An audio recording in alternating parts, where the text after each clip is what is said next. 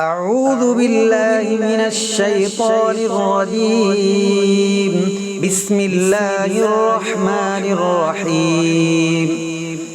لا أقسم بيوم القيامة ولا أقسم بالنفس اللوامة.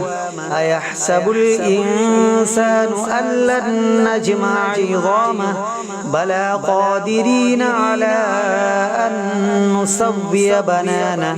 بل يريد الإنسان ليفجر أمامه يسأل أيان يوم القيامة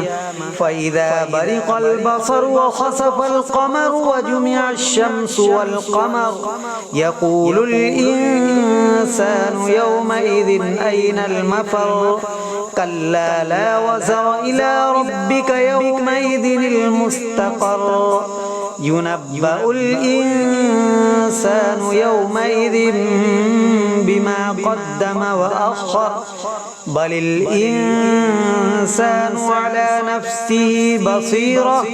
ولو ألقى معاذيره لا تحرك به لسانك لتعجل به إن علينا جمعه وقرآنه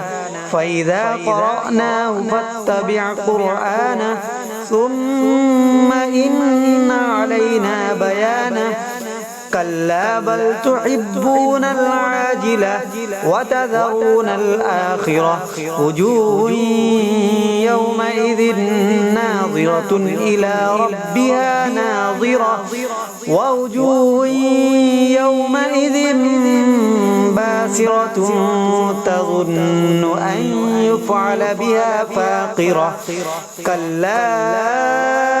إذا بلغت التراقي وقيل من راق وظن أنه الفراق والتفت الساق بالساق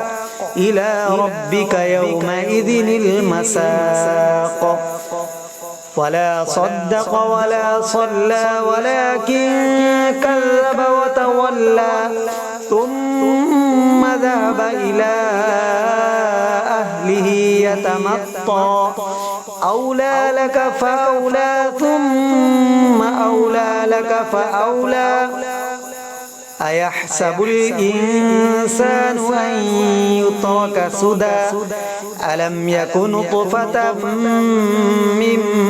مني يمنى ثم كان علقة فخلق فسوى